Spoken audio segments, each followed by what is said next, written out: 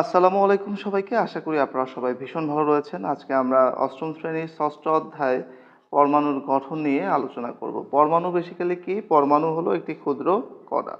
আমরা আজকে এই পরমাণুর গঠন সংক্রান্ত টপিক নিয়ে আলোচনা করব। ওকে, আমরা পার্ট 1 থেকে 3-এ চলে আসলাম। প্রথমেই রয়েছে পদার্থ। আমরা সবাই জানি পদার্থ 3 প্রকার: কঠিন, তরল, বায়বীয়। ওই পদার্থ হলো ক্ষুদ্র ক্ষুদ্র কণা দ্বারা গঠিত। কি দ্বারা গঠিত? ক্ষুদ্র ক্ষুদ্র কণা দ্বারা গঠিত। এই কণাগুলো বেসিক্যালি দুই রকমের, একটা হলো অণু, একটা হলো পরমাণু। সব থেকে ছোট হলো পরমাণু, আর পরমাণুগুলো যুক্ত হয়ে গঠন করে কাকে?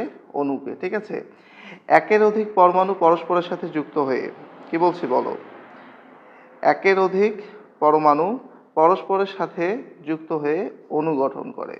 তাহলে আমরা পেয়ে গেলাম একের অধিক পরমাণু পরস্পরের সাথে যুক্ত হয়ে অণু গঠন করে। এবং এই হলো পরমাণুর বেসিক কথাবার্তা। সো গ্রিক দার্শনিক ডেমোক্রিটাস খ্রিস্টপূর্ব 400 অব্দে সর্বপ্রথম পদার্থের ক্ষুদ্রতম কণা নিয়ে একটা মতবাদ পোষণ করেন। তার মতবাদটা কি ছিল? যে সকল পদার্থই ক্ষুদ্র ক্ষুদ্র অবিভাজ্য, অবিভাজ্য মানে যাকে আর ভাঙা যায় না, এরকম অবিভাজ্য কণা দ্বারা গঠিত। তিনি এই ক্ষুদ্র কণার নাম দেন পরমাণু, যাকে অ্যাটম বলা হয় ইংলিশে। অ্যাটম এই কথাটি নিয়েছিলেন গ্রিক শব্দ অ্যাটোমাস থেকে, যার অর্থ হলো অবিভাজ্য। তার মানে এই যে পদার্থ যে ক্ষুদ্র কণা দিয়ে গঠিত, সেই ক্ষুদ্র কণাগুলোর নাম দিয়েছিল ওই নাকি অ্যাটম। কি নাম দিছিল? অ্যাটম, যেটা আসছে কই থেকে? অ্যাটোমস থেকে। হ্যাঁ, অ্যাটোমস। অ্যাটোমস শব্দের অর্থ হলো অবিভাজ্য। এরপর সেই সময় আরো দুজন বিজ্ঞানী ছিল, একটার নাম হলো প্লুটো, আরেকটার নাম হলো এরিস্টটল। এবং তারা তার সাথে ঝগড়া করলো, অর্থাৎ দ্বিমত পোষণ করলো। তারা কি রকম দ্বিমত পোষণ করলো? এই কি বলছে, অর্থাৎ আমাদের ডেমোক্রিটাস বলছিল যে পদার্থ কি? ক্ষুদ্রতম কণা দ্বারা গঠিত, যেটা হলো অবিভাজ্য, মানে যেটাকে আর ভাঙা সম্ভব না। কিন্তু আমাদের এরিস্টটল বলেছে যে পদার্থসমূহ নিরবিচ্ছিন্ন এবং একে যতই ভাঙা হোক না কেন পদার্থের কণাসমূহ ক্ষুদ্র থেকে ক্ষুদ্রতর হতে থাকবে। তার মানে দুইজন, তাহলে একজন বলল যে ক্ষুদ্রতর হতেই থাকবে, মানে ভাঙা যাবে। হ্যাঁ, একজন কি বলছে? যে ভাঙা যাবে, আর অপরজন বলল যে ভাঙা যাবে না। সো যে বলছে ভাঙা যাবে, তার অপোজিট পাশ নিচে হলো কি? ভাঙা যাবে এবং যাবে না। আশা করি এতটুকু আমাদের কাছে ক্লিয়ার। এখন সেই 1803 সালের কথা, একজন বিজ্ঞানী যার নাম হলো জন ডাল্টন। এই জন ডাল্টন বেসিক্যালি আমাদের ডেমোক্রিটাস যে মতবাদটা দিয়েছিল যে পদার্থ অবিভাজ্য, যেটাকে আর ভাঙা যাবে না, সেই রকমই একটা মতবাদ দিয়েছিল। সো ডাল্টন পরীক্ষালব্ধ বিভিন্ন তথ্যের উপর ভিত্তি করে তিনি বলেন পরমাণু হলো মৌলিক পদার্থ, এই পরমাণুসমূহ মৌলিক পদার্থের ক্ষুদ্রতম কণা, একে আর ভাঙা যায় না। এটা কার মতবাদ ছিল? ডাল্টনের মতবাদ ছিল। ভাঙা যায় না মানে কি? এটা অবিভাজ্য, তাই না? এটা কি? অবিভাজ্য। কে বলছে এটা? এটা বলছে হলো জন ডাল্টন। কার পক্ষে গেল মতামতটা? ডেমোক্রিটাসের পক্ষে গেল। সো মৌলিক পদার্থ কি? মৌলিক পদার্থ হলো যে পদার্থকে ভাঙলে ওই পদার্থ ছাড়া অন্য কোনো পদার্থ পাওয়া যায় না, তাকেই বেসিক্যালি বলা হয় কি? মৌলিক পদার্থ। এখন এরিস্টটলের মতবাদটি পরিত্যক্ত হয়। পরিত্যক্ত হয় মানে তার ওই মতবাদটা মানুষ বাদ দিয়ে দেয়। তার মতবাদ নিয়ে মানুষ কি করে? বাতিল করে এই জন ডাল্টনের যে মতবাদ, সেটাকে মানুষ কি করে? গ্রহণ করে। আসলে পরমাণু কিন্তু অবিভাজ্য নয়। তাহলে পরমাণু কি? আবার ক্ষুদ্রতম কণিকাও নয়। পরমাণু হলো বিভাজ্য। বিভাজ্য মানে যেটাকে ভাঙা যাবে। এরকে ভাঙলে কি কি পাবো আমি? ইলেকট্রন, প্রোটন এবং নিউট্রন দ্বারা বেসিক্যালি গঠিত। তাহলে আমার পরমাণু কি কি দিয়ে গঠিত? ইলেকট্রন, প্রোটন এবং নিউট্রন দ্বারা আমার পরমাণু গঠিত। সো ডাল্টনের এই মতবাদের যে সমস্যা বা সীমাবদ্ধতা, সেটা দূর করার জন্য আরও অনেক বিজ্ঞানী অনেক মতবাদ কি করেছে? প্রকাশ করেছে। সেগুলোকে বেসিক্যালি পরমাণু মডেল বলা হয়। তার মধ্যে রাদারফোর্ড এবং বোর নামের দুই বিজ্ঞানীর কি হয়েছে? মডেল গ্রহণযোগ্যতা পেয়েছে। কাদের কাদের মডেল গ্রহণযোগ্যতা পেয়েছে? একটা হলো বিজ্ঞানী রাদারফোর্ড, একটা হলো বিজ্ঞানী বোর। এদের যে পরমাণু মডেল, সেটা গ্রহণযোগ্যতা পেয়েছে। এখন বিজ্ঞানী রাদারফোর্ড ও তার সহকর্মীরা পরীক্ষা করেন, যা পরমাণুর গঠন সম্পর্কে ভালো ধারণা দেয়। পরীক্ষালব্ধ ফলাফল থেকে রাদারফোর্ড বলেন, এই যে কথা এখান থেকে ইম্পর্টেন্ট, এগুলো মুখস্থ রাখতে হবে।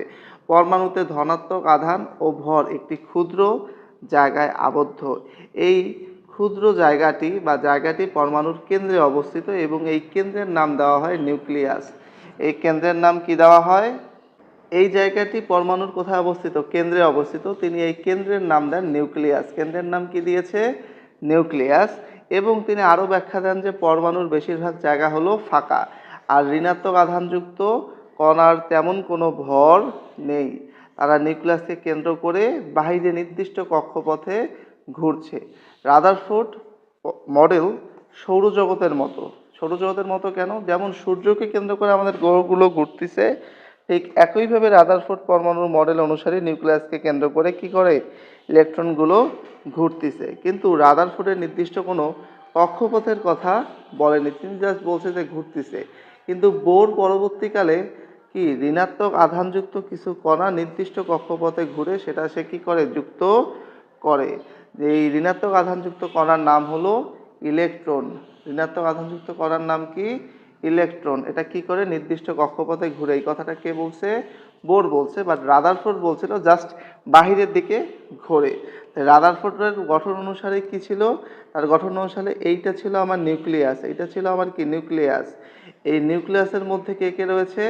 এই নিউক্লিয়াসের মধ্যে রয়েছে আমার প্রোটন এবং নিউট্রন। পি ফর প্রোটন আর এন ফর নিউট্রন। এবং এই যে নির্দিষ্ট বাহিরের দিকে, হ্যাঁ, আমার নির্দিষ্ট কক্ষপথে কি করছে? ইলেকট্রন বলেছে। এই যে একটা ইলেকট্রন, ইলেকট্রন কি হয়েছে? এটা হলো ইলেকট্রনের কক্ষপথ। দেখো তো এই পরমাণুর অধিকাংশ জায়গা ফাঁকা না? পরমাণুর অধিকাংশ জায়গা হলো ফাঁকা। এখানে কয়টা ইলেকট্রন রয়েছে? এক এবং এক দুইটা। সো হিলিয়াম পরমাণুতে ইলেকট্রন, প্রোটন এবং নিউট্রনের চিত্র এখানে বেসিক্যালি দেখানো হয়েছে। কারণ কি? কারণ হিলিয়াম পরমাণুর এই যে এই সিতে হিলিয়াম, এর পারমাণবিক সংখ্যা হলো 2। এতে প্রোটন আছে 2টা, নিউট্রন আছে 2টা, ইলেকট্রন আছে 2টা। দেখো ইলেকট্রন এখানে একটা, এখানে একটা, 2টা। আর প্রোটন 2টা, নিউট্রন 2টা মিলে কয়টা হয়? মনে করো এই যে এগুলো হলো প্রোটন 2টা, আর এই হলো নিউট্রন 2টা। 2 2 4টা আছে। এটা কোথায় রয়েছে? নিউক্লিয়াসে। বেসিক্যালি পরমাণুর সমস্ত ভর তার কেন্দ্রেই রয়েছে, অর্থাৎ নিউক্লিয়াসেই রয়েছে। কারণ প্রোটন এবং নিউট্রনের ভর রয়েছে এবং ইলেকট্রনের ভর অতি নগণ্য, যেটাকে আমরা কি করি না হিসাবের মধ্যেই আমরা ধরি না। সো এখানে বলেছে পরমাণু অবিভাজ্য নয়, পরমাণু ইলেকট্রন, প্রোটন এবং নিউট্রনের সমন্বয়ে গঠিত। পরমাণুর কেন্দ্রে রয়েছে নিউক্লিয়াস, নিউক্লিয়াসে ধনাত্মক আধানযুক্ত প্রোটন, এই যে প্রোটন ধনাত্মক আধানযুক্ত, এবং আধান নিরপেক্ষ নিউট্রন রয়েছে। তাহলে আমার এই নিউক্লিয়াসে কে কে রয়েছে? নিউক্লিয়াসে রয়েছে প্রোটন এবং আমার আধান নিরপেক্ষ নিউট্রন। পরমাণুর ভরের প্রায় পুরোটাই নিউক্লিয়াসে রয়েছে। কেন? কারণ ইলেকট্রনের ভর একেবারেই নগণ্য। ঋণাত্মক আধানযুক্ত ইলেকট্রন নিউক্লিয়াসকে কেন্দ্র করে নির্দিষ্ট কক্ষপথে ঘোরে এবং ইলেকট্রন ও নিউক্লিয়াসের মধ্যবর্তী জায়গাগুলো হলো ফাঁকা। তাই প্রকৃতপক্ষে পরমাণুর বেশিরভাগ জায়গা হলো ফাঁকা, যেটা আমরাও লক্ষ্য করতে পাচ্ছি। যদি আমাকে বলে যে পরমাণুর গঠন আলোচনা করো বা পরমাণুর গঠন ব্যাখ্যা করো, তাহলে আমরা এই চিত্রটা আর্ট করব এবং এই কথাগুলোকে সাজিয়ে লিখব। কি কি লিখব? পরমাণু অবিভাজ্য নয়, পরমাণু ইলেকট্রন, প্রোটন ও নিউট্রনের সমন্বয়ে গঠিত, পরমাণুর কেন্দ্রে রয়েছে নিউক্লিয়াস, নিউক্লিয়াসে ধনাত্মক আধানযুক্ত প্রোটন এবং আধান নিরপেক্ষ নিউট্রন রয়েছে। পরমাণুর ভরের প্রায় পুরোটাই নিউক্লিয়াসে থাকে। ঋণাত্মক আধানযুক্ত ইলেকট্রন নিউক্লিয়াসে কে কেন্দ্র করে নির্দিষ্ট কক্ষপথে ঘোরে। ইলেকট্রন ও নিউক্লিয়াসের মধ্যবর্তী জায়গা হলো ফাঁকা, ফলে প্রকৃতপক্ষে পরমাণুর বেশিরভাগ জায়গা হলো ফাঁকা। উদাহরণস্বরূপ আমরা হিলিয়াম পরমাণুর গঠন নিয়ে চিত্রটা অঙ্কন করব। করে এভাবে এটা মনে করো নিউক্লিয়াস, এখানে দিব হলো 2টা প্রোটন, 2টা নিউট্রন, বাইরে দেবো কক্ষপথ দিয়ে, এখানে দেবো একটা ইলেকট্রন, এখানে একটা ইলেকট্রন, তাহলেই হয়ে। তারপর নিচে লিখবো চিত্রে হলো হিলিয়াম পরমাণুর 2টি ইলেকট্রন, 2টি প্রোটন এবং 2টি নিউট্রন বিদ্যমান। এতটুকু করতে পারলেই হয়ে যাবে। আশা করি আমাদের কাছে এখন এই টপিকটা ক্লিয়ার। সো এই ছিল বেসিক্যালি আমাদের কত পার্ট 1 থেকে 3-এর কথাবার্তা। সো এখান থেকে আমি তোমাদের এই টপিক থেকে যদি আমি কোশ্চেনগুলোকে একটু দেখাই, তাহলে তোমরা দেখতে পারবে কোশ্চেনগুলো হলো, প্রথম কোশ্চেন পরমাণুর, কোশ্চেন নাম্বার 1, পরমাণুর গঠন ব্যাখ্যা করো। প্রশ্নগুলোকে সবাই তুলে নাও, এটা আমরা একটু আগেই করলাম। 2 নম্বর হলো পরমাণু চার্জ নিরপেক্ষ বলা হয় কেন? কারণ প্রোটন সংখ্যা যত আমার নিউট্রন সংখ্যা তত। যদি প্রোটন আমার 2টা হয়, আমার ইলেকট্রন সংখ্যা কত রয়েছে? দুটি রয়েছে, আর অপরদিকে নিউটন সংখ্যা তত, বাট নিউটন হলো চার্জ নিরপেক্ষ, তাই নিউটনকে আমরা ধরবো না। যেহেতু পজিটিভ প্রোটন সংখ্যা এবং নেগেটিভ নিউটন সংখ্যা দুটোই, নেগেটিভ ইলেকট্রন সংখ্যা দুটোই সমান, সেহেতু পরমাণু হলো চার্জ নিরপেক্ষ সামগ্রিকভাবে। পরমাণু অবিভাজ্য নয়, এটাকে আমরা ব্যাখ্যা করবো এই পরমাণুর ব্যাখ্যা দিয়েই। এরপর পরমাণু গঠন সম্পর্কে রাদারফোর্ডের মডেলের মন্তব্যসমূহ আমরা ধাপ ধাপ করে এখান থেকে লিখবো। এই পরমাণুর যে মডেলগুলো, রাদারফোর্ডের যেই পরে যেই কথাগুলো রয়েছে সেটা আমরা কি করবো ওখান থেকে পড়বো। এরপর রাদারফোর্ডের মডেল সৌরজগতের মডেল মতো কেন, তো আমরা হিলিয়ামের ইলেকট্রন বিন ডায়াগ্রাম আর্ট করবো, ওটাকে ডায়াগ্রাম চিত্র বলে, ঠিক আছে। ডায়াগ্রাম চিত্র আর্ট করবো এবং করে দেখাবো নিউক্লিয়াসকে কেন্দ্র করে ইলেকট্রনগুলো সৌরজগতে, সূর্যকে কেন্দ্র করে যেভাবে গ্রহগুলো ঘুরে সেইভাবে ঘুরছে, তাই হলো রাদারফোর্ড পরমাণু মডেলকে সৌর মডেলের সাথে অথবা সৌরজগতের মতো তুলনা করা হয় বা সৌরজগতের সাথে তুলনা করা হয়। পরমাণু কেন আধানগ্রস্ত হয়? পরমাণু আধানগ্রস্ত হয় কেন? পরমাণু আধানগ্রস্ত হয় ইলেকট্রন গ্রহণ করে অথবা ইলেকট্রন বর্জন করে। যদি পরমাণু ইলেকট্রন গ্রহণ করে তাহলে সে হবে ধনাত্মক আধানযুক্ত, এবং যদি পরমাণু ইলেকট্রন ত্যাগ করে তাহলে সেটা হয়ে যাবে কি ঋণাত্মক।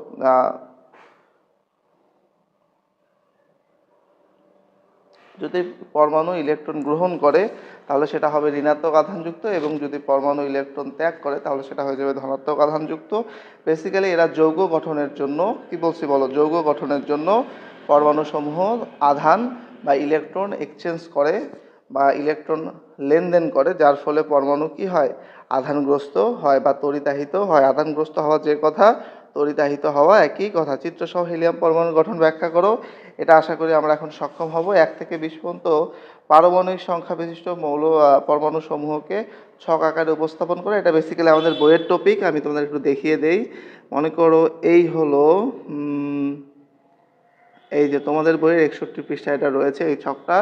সেই মৌলগুলো আমাকে মুখস্থ রাখতে হবে। এটা হলো মৌলের বাংলা নাম, এটা হলো মৌলের প্রতীক, আমি লিখে দিয়েছি hydrogen H, helium H E, lithium L I, এইভাবে সবগুলোর প্রতীক দেওয়া আছে, এবং পারমাণবিক সংখ্যা, এই তিনটা তোমরা মুখস্থ করে ছক আকারে লিখবা যাতে পরবর্তী ক্লাসগুলো বুঝতে সুবিধা হয় সেজন্য। সো এখানে আর্গন পর্যন্ত দেওয়া আছে 18, এরপরে হবে 19 নম্বরে হলো পটাশিয়াম কে, আর 20 নম্বরে হবে হলো ক্যালসিয়াম সিএ। এই 20টা মৌল তোমরা ভালো করে মুখস্থ করবে যাতে করে আমরা পরবর্তী ক্লাসগুলো মজার সাথে কমপ্লিট করতে আসি। পারমাণবিক সংখ্যায় আবার এই সূত্রটা একটু মাথায় রাখবেন, হলো গিয়ে প্রোটন সংখ্যা সমান সমান হলো পরিচয় দানকারী সংখ্যা। সূত্রটা হলো এরকম, পারমাণবিক সংখ্যা, পারমাণবিক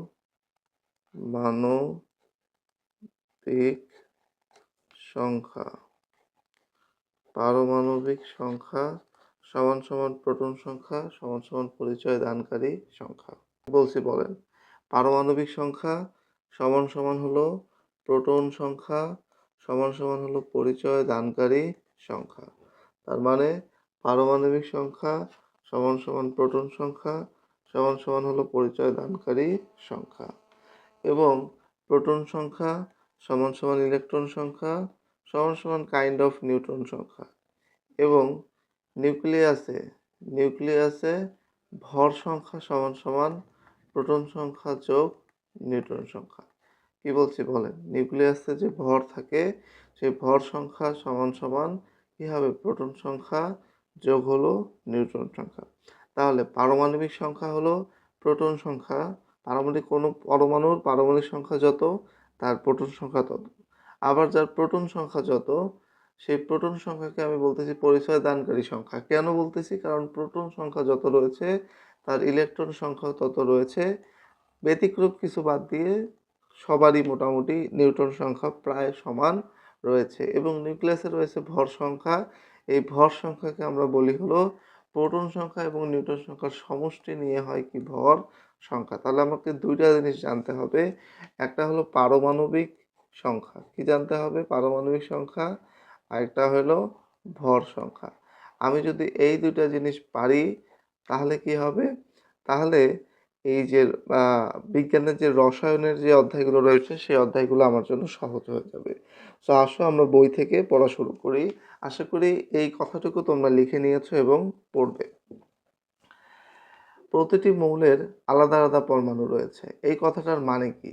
যেমন মনে করো আমি বললাম হাইড্রোজেন হলো একটা মৌল, হিলিয়াম হলো একটা মৌল, লিথিয়াম হইল একটা মৌল, কার্বন একটা মৌল, নাইট্রোজেন একটা মৌল, অক্সিজেন একটা মৌল।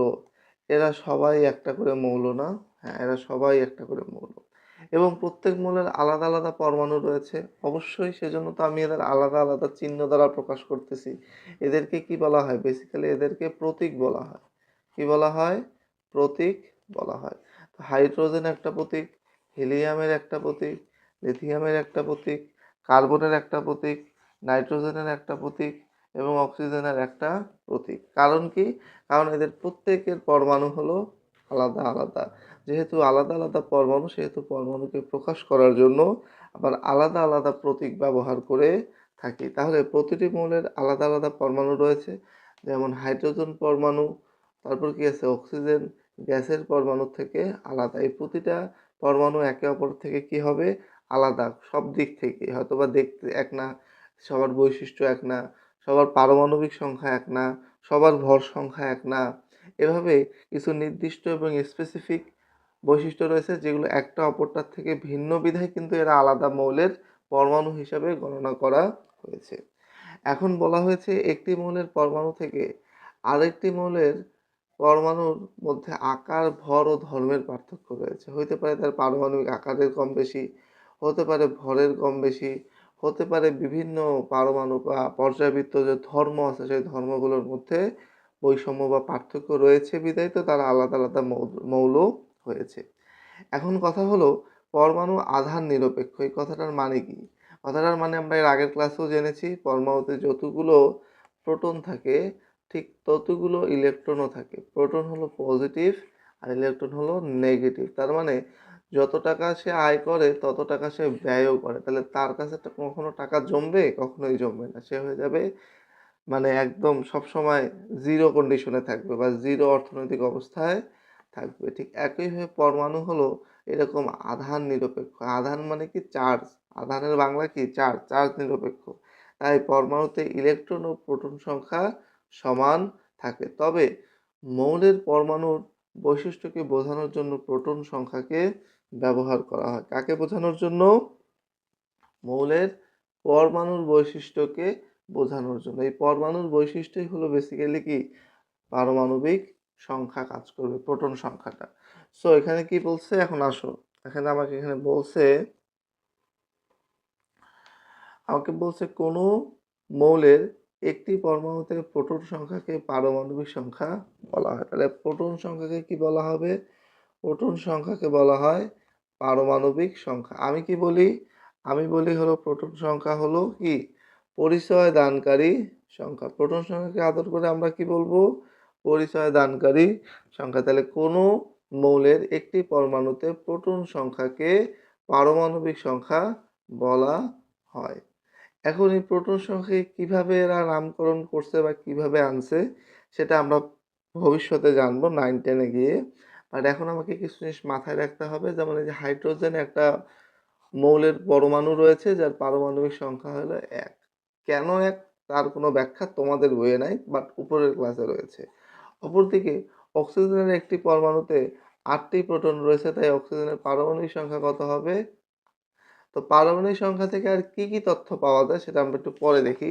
ঠিক একইভাবে কার কার পারমাণবিক সংখ্যা কত? এতে ছক রয়েছে, ছকটা আমাকে মুখস্থ করতে হবে। হাইড্রোজেনের পারমাণবিক সংখ্যা 1, হিলিয়ামের পারমাণবিক সংখ্যা 2, লিথিয়ামের পারমাণবিক সংখ্যা হলো 3, বেরিলিয়াম পারমাণবিক সংখ্যা হলো 4। এখন কার্বনের পারমাণবিক সংখ্যা 6। এই 6 বলতে কি বোঝাচ্ছে? 6 বলতে বোঝাচ্ছে কার্বনে প্রোটন আছে 6টা। এই প্রোটন 6টা থেকে ইলেকট্রনও আছে 6টা, কাইন্ড অফ নিউট্রনও আছে 6টা। এইটা হলো এই পারমাণবিক সংখ্যা থেকে আমরা প্রোটন সংখ্যা, ইলেকট্রন সংখ্যা এবং কাইন্ড অফ নিউট্রন সংখ্যা পেয়ে যাব। তবে নিউট্রন সংখ্যা একুরেট পাওয়ার জন্য আমাকে ভর সংখ্যাও জানতে হবে। সো আশা করি যে তোমরা এই ছকটা মুখস্থ করে ফেলবে, বিশেষ করে এই পারমাণবিক ছক সংখ্যার এই অংশটা। এখন এইখানে বলছে আমাকে যে আমি পারমাণবিক সংখ্যা থেকে এমন কোন কোন ডাটাগুলো পেতে পারি। তো কার্বনের পারমাণবিক সংখ্যা যেহেতু 6, তাহলে কার্বনের একটি পরমাণুতে কয়টি? একটি পরমাণুতে 6টি প্রোটন আছে। একটি পরমাণুতে যেহেতু প্রোটন সংখ্যা আর ইলেকট্রন সংখ্যা সমান থাকে, তাই কার্বনের একটি পরমাণুতে 6টি ইলেকট্রনও থাকা উচিত। ওকে, কিন্তু এই যে আমাদের নিউটন সংখ্যা আমি একটু আগে সাটাম বলে দিলাম, আবার বলছি কিছু ব্যতিক্রম আছে। নিউটন সংখ্যা জানতে হলে আমাকে পারমাণবিক সংখ্যা তো জানতে হবে হবে, তার সাথে ভর সংখ্যা জানতে হবে। তাহলে আমার এই নিউট্রন সংখ্যা জানার জন্য কি কি জানতে হবে? নিউট্রন সংখ্যা জানার জন্য আমাকে দুইটা জিনিস জানতে হবে। নাম্বার ওয়ান হলো ভর সংখ্যা, ওকে, আর নাম্বার টু হলো কি পারমাণবিক সংখ্যা, পারমাণবিক সংখ্যা। কেন আমাকে জানতে হবে বলো তো? কারণ একটা সূত্র আছে, সূত্রটা হলো এই যে দেখো, ভর সংখ্যা সমান সমান প্রোটন সংখ্যা যোগ হলো নিউট্রন সংখ্যা। তো ভর সংখ্যা যদি আমি এ দিয়ে প্রকাশ করি, এ সমান সমান কি হবে? P plus N. তো এখান থেকে আমি সূত্র কি লিখতে পারি? এ সমান সমান পি প্লাস এন। তা পিটা এখানে প্লাস না, পিটা এদিকে আসলে কি হয়ে যাবে? মাইনাস। তাহলে আমি লিখতে পারি এ মাইনাস পি সমান সমান এন। তাহলে আমি গোছায় লিখতে পারি এন সমান সমান কি হবে? এ মাইনাস পি। তাহলে এন এর মান কি হবে? এন সমান সমান হলো গিয়া এ মাইনাস পি। তাহলে এ মাইনাস পি যদি এন হয়, গোছায় লিখলে আমি কি লিখতে পারি?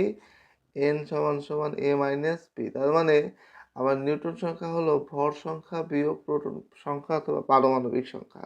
কি বলতে পারি? নিউটন সংখ্যা সমান সমান ভর সংখ্যা বিয়োগ পারমাণবিক সংখ্যা। এটাকে লিখে নাও তোমরা একটু কষ্ট করে। সেটা হলো সংখ্যা সমান সমান ভর সংখ্যা মাইনাস মাইনাস কি হবে? পারমাণবিক সংখ্যা, পারমাণবিক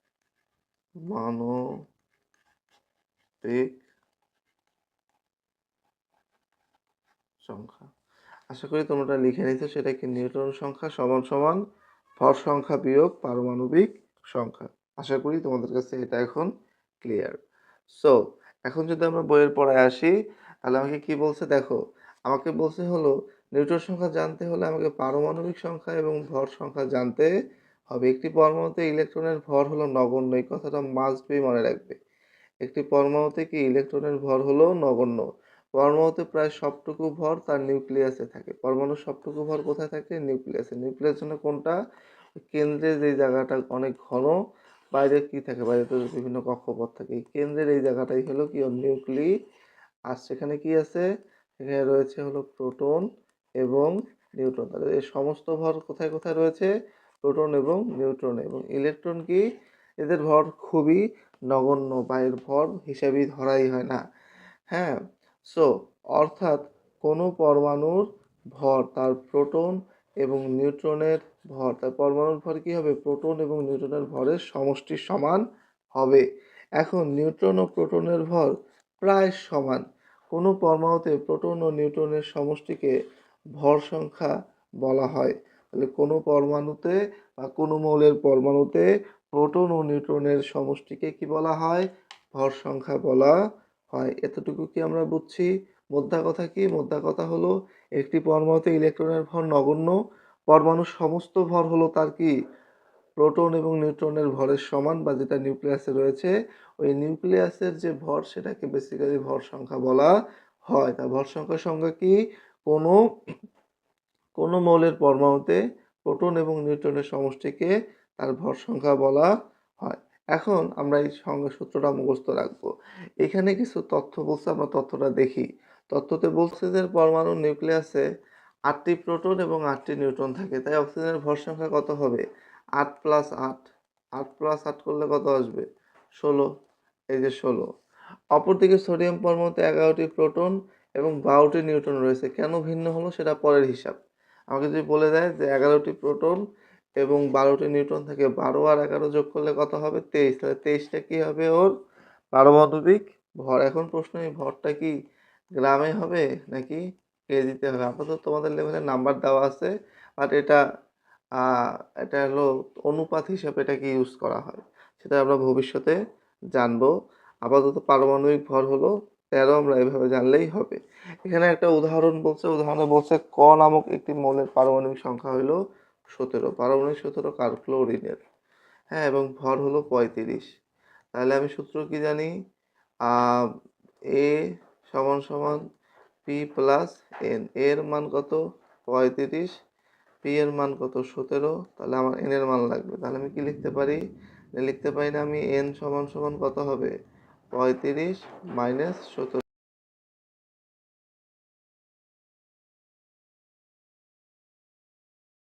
ইলেকট্রন কিভাবে বিন্যস্ত থাকে। সো এখানে একটা কোয়েশ্চেন রয়েছে, আগে আমরা কোয়েশ্চেনটা পড়ি। বলছে, কোয়েশ্চেনটা কি বলছে একটু আমরা পড়ার চেষ্টা করি। দেখো বলছে পরমাণুতে ইলেকট্রন নিউক্লিয়াসকে কেন্দ্র করে ঘুরে, তাই না? আমরা সবাই কি জানি, পরমাণুর কেন্দ্রে থাকে হলো নিউক্লিয়াস, এবং নিউক্লিয়াসকে কেন্দ্র করে কে ঘুরে, বিভিন্ন কক্ষপথে ইলেকট্রন ঘুরে, তাই না? এটা আমরা আগের ক্লাসে জেনেছি। এবং তাদের সুনির্দিষ্ট কক্ষপথ রয়েছে। কি রয়েছে, সুনির্দিষ্ট কক্ষপথ। এবং এটা প্রথম কক্ষপথ, দ্বিতীয় কক্ষপথ, এভাবে রয়েছে তৃতীয় কক্ষপথ। এখন প্রশ্ন হলো এই কক্ষপথে কয়টি ইলেকট্রন থাকে। তার মানে প্রথম প্রশ্ন হলো আসলে যে প্রথম কক্ষপথ, এই কক্ষপথে কয়টি ইলেকট্রন থাকে, 1টি, 2টি, 10টি, 12টি, 20টি, 200টি, কতটি? আবার দ্বিতীয় কক্ষপথে কয়টি ইলেকট্রন থাকে, এইভাবে তৃতীয় কক্ষপথে কয়টি ইলেকট্রন থাকবে, এইভাবে চতুর্থ কক্ষপথে কয়টি ইলেকট্রন থাকবে। আশা করি তোমরা কোয়েশ্চেনটা বুঝতে সক্ষম হয়েছো।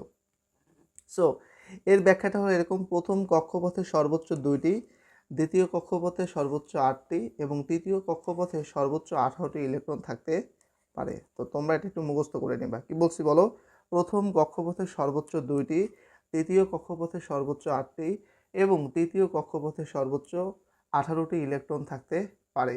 এই কক্ষপথগুলোকে শক্তি স্তর বলা হয়। কক্ষপথগুলোকে কি বলা হয়, শক্তি স্তর বলা হয়। এতটুকু আমাকে ভালোভাবে জানতে হবে। কি বলছি বলো, প্রথম কক্ষপথে সর্বোচ্চ 2টি ইলেকট্রন, তার মানে এই যে আমার যেই ছবিটা আমি অ্যাড করছি, আচ্ছা আমি একটু তোমাদের বোঝার জন্য এটা আমি আরেকবার অ্যাড করি ভালো করে।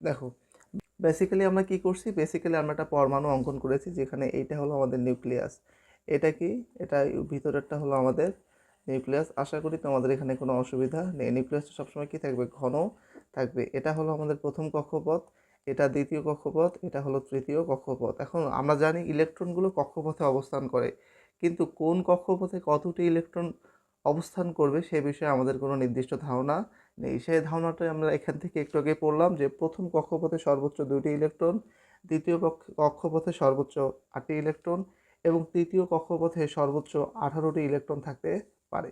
এই কক্ষপথগুলোকে বলা হয় শক্তি স্তর। তাহলে এখন আসো আমরা একটা জিনিস দেখি, সেটা হলো, মনে করো দেখো এটা হলো আমাদের কি প্রথম কক্ষপথ, যেটাকে আমি তুলে আনলাম, আর এটা হলো আমাদের দ্বিতীয় কক্ষপথ। সো আমাকে কি বলছে বলো, আমাকে বলছে প্রথম কক্ষপথে ইলেকট্রন থাকবে হলো 2টি। প্রথম কক্ষপথে কয়টি ইলেকট্রন ধরবে, 2টি। তাহলে এখানে কয়টি ইলেকট্রন ধরবে, 2টি। এবং দ্বিতীয় কক্ষপথে ইলেকট্রন কতটি ধরবে, দ্বিতীয় কক্ষপথে ইলেকট্রন ধরবে হলো গিয়া 8টি। এবং আমার তৃতীয় কক্ষপথে কয়টি ইলেকট্রন ধরবে, আসলে আমরা তৃতীয় কক্ষপথকেও তুলে আনি। এই হলো তৃতীয় কক্ষপথ, এটাকে আমি একদম খুলে নিয়ে আসতেছি, বুঝছো তো? আসো দেখি। সো এই যে আমার হলো তৃতীয় কক্ষপথ। সো তৃতীয় কক্ষপথে আমার কয়টি ইলেকট্রন ধরবে, শর্ত মতে তৃতীয় কক্ষপথে আমার ইলেকট্রন ধারণ ক্ষমতা হলো 18টি। কতটি বলছি বলো, 18টি। লজিক কি বোঝা গেছে? তাহলে এটা বেসিক্যালি একটা কক্ষপথ ছিল।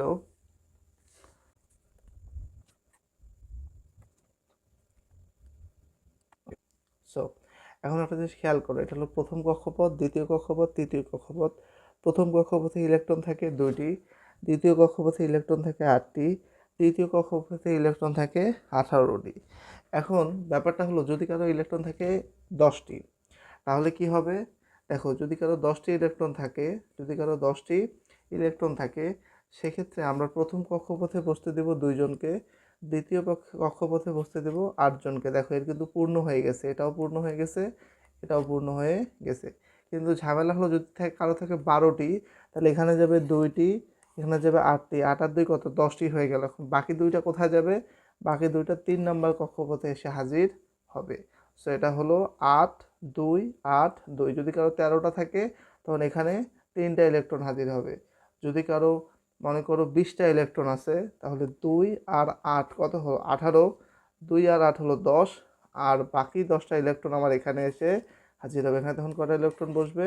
10টা ইলেকট্রন গ্রহণ করবে। কোথায়? তৃতীয় কক্ষপথে। আশা করি এই ব্যাপারটা এখন আমাদের কাছে ক্লিয়ার। সো এখানে আরেকটা হিসাব আছে। সো এখানে আরেকটা ব্যাপার আছে, একটু আমরা যদি মনোযোগ দিই তাহলে আমরা খেয়াল করতে পারবো। সেটা হলো কক্ষপথগুলোতে কি বলছে দেখো, কক্ষপথগুলোতে 2n² সংখ্যক ইলেকট্রন, সর্বোচ্চ সংখ্যক ইলেকট্রন বিন্যস্ত থাকতে পারে। এটা কি প্রথম কক্ষপথ না? তা প্রথম কক্ষপথের জন্য আমার n এর মান কত? এটা হলো, এগুলো হলো আমার n এর মান, ঠিক আছে? তাহলে প্রথম কক্ষপথে আমার n এর মান কত? 1। দ্বিতীয় কক্ষপথে আমার n এর মান কত? 2। তৃতীয় কক্ষপথে আমার n এর মান কত? 3। প্রথম কক্ষপথে ইলেকট্রন ধরবে কতটি? 2n²। তাহলে কি লিখবো? 2 গুণন n এর মান কত? 1 এর উপর x², 1 এর উপর স্কোয়ার করলে 1, 2 অক্ষে 2, দেখো 2টি ইলেকট্রন এখানে ধরবে সর্বোচ্চ। এবার যদি দেখি 2 ইন্টু 2², n এর জায়গায় কাকে বসাইছি আমি? 2কে। আলটিমেটলি সূত্রটা কি ছিল? 2n²। এই যে 2, এই যে 2 বসাইছি, এই যে n এর জায়গায় 2 দিয়ে স্কোয়ার বসাইছি। 2 দুগুণ কত হয়? 2 এর উপর স্কোয়ার করলে 4, 4 দুগুণ কত হয়? 8। এই দেখো 2 ইন্টু 4 সমান সমান কত হলো? 8টি ইলেকট্রন হলো। এবার যদি আমার n এর মান 3 হয়, ভালো করে বুঝো, n এর মান যদি 3 হয় তাহলে কি 2n², তাহলে 2 ইন্টু 3-র উপর স্কোয়ার, তাহলে 2 ইন্টু 3 তিরিক্ষা 9, 9 দুগুণ কত হয়? 18টি। দেখো 18টি ইলেকট্রন রয়েছে। তাহলে এদের কথাটা সত্য। সেই কথাটা কি? প্রথম কক্ষপথে সর্বোচ্চ 2টি, দ্বিতীয় কক্ষপথে সর্বোচ্চ 18টি, এবং তৃতীয় কক্ষপথে সর্বোচ্চ প্রথম কক্ষপথে প্রথম কক্ষপথে সর্বোচ্চ 2টি, দ্বিতীয় কক্ষপথে সর্বোচ্চ 8টি, এবং তৃতীয় কক্ষপথে সর্বোচ্চ 18টি ইলেকট্রন থাকতে পারে। বোঝা গেছে? এখন প্রশ্ন সেটা হলো, তাহলে যদি কথা সত্য হয় তাহলে আমরা কি এগুলো এখন পারবো? তাহলে এখান থেকে আমরা কি কি পড়লাম দেখো, আমাদেরকে বলা হয়েছে সেটা কক্ষপথগুলোতে 2n², যেখানে n এর ক্রমিক নাম্বার 1 2 3, কক্ষপথের ক্রমিক নাম্বার অনুযায়ী সর্বোচ্চ সংখ্যক ইলেকট্রন থাকতে পারে। তো এই হিসাব থেকে আসছে প্রথম কক্ষপথে সর্বোচ্চ 2টি, তৃতীয় কক্ষপথে সর্বোচ্চ 8টি, এবং তৃতীয় কক্ষপথে সর্বোচ্চ 18টি ইলেকট্রন গ্রহণ করতে পারে। কক্ষপথগুলোকে শক্তি স্তরও বলা হয়। বেসিক্যালি কক্ষপথ একটি পথ এবং শক্তি স্তর একটি শক্তির নির্দিষ্ট মান, দুইটা কিন্তু আসলে ভিন্ন জিনিস। তবে তোমাদের বইতে দুটাকে একইভাবে বোঝানো হয়েছে। আশা করি আমাদের এই টপিকটা মোটামুটিভাবে ক্লিয়ার। সো এখানে দুইটা পরমাণু রয়েছে, একটা হলো লিথিয়াম পরমাণু, কি নাম? লিথিয়াম পরমাণু, এবং আরেকটি হলো কার্বন পরমাণু। আমরা জানি লিথিয়ামের পারমাণবিক সংখ্যা হলো 3 এবং কার্বনের পারমাণবিক সংখ্যা হলো 6। তাহলে লিথিয়ামের দেখো প্রথম কক্ষপথে কয়টি ইলেকট্রন রয়েছে? 2টি, এবং অবশিষ্ট কয়টা ছিল? 3টা। মোট মোট কয়জন? 3জন। তার মধ্যে 2জন বসে গেছে, তাহলে একজন থাকবে, একজন গেছে দ্বিতীয় স্তরে। দ্বিতীয় স্তর যদিও বা 8জনকে গ্রহণ করতে পারতো, যেহেতু এর একজন অবশিষ্ট আছে সেহেতু একজনকে সে গ্রহণ করছে। এরপর কার্বন কত? কার্বনের পারমাণবিক সংখ্যা হলো 6। কতটি? 6টি। তাহলে 6কে যদি আমি সাজায় লিখি, প্রথম কক্ষপথে কয়জন গেছে? 2জন। তা যদি 2জন যায় তাহলে দ্বিতীয় কক্ষপথে কয়জন যেতে পারতো? 8জন যেতে পারতো। তবে 8জন কিন্তু এর কাছে নাই, এর কাছে আছে কয়জন? 6 থেকে 2 গেলে 4জন। তাহলে অবশিষ্ট 4জন কোথায় বসবে? দ্বিতীয় কক্ষপথে বসবে। দেখো প্রথম কক্ষপথে কয়জন বসছে? 2জন। এবার দ্বিতীয় কক্ষপথে আর কয়জন ছিল? 6জন থেকে 2জন গেলে 4জন থাকে। তাহলে এই যে 1 2 3 4, এখানে এই 4জন বসে গিয়েছে। আশা করি আমাদের কাছে এখন এই টপিকটা ক্লিয়ার। এরপরে রয়েছে সোডিয়াম পরমাণু দেখিয়েছে। দেখো এটাকে বলা হয় ডায়াগ্রাম চিত্র। সোডিয়াম পরমাণুর ডায়াগ্রাম চিত্রে আমরা কি কি দেখতে পাচ্ছি একটু ঠান্ডা মাথায় দেখো। সোডিয়াম পরমাণুর পারমাণবিক সংখ্যা 11। সো যেহেতু 11 জন আছে তাহলে প্রথম কক্ষপথে বসবে কয়জন? 2জন। এখন 9জন আছে, 11 থেকে 2জন গেলে কত? 9জন থাকে। 9জনের মধ্যে দ্বিতীয় কক্ষপথে কতজন মানে 2 নম্বর কক্ষপথে সর্বোচ্চ কয়জন বসতে পারে?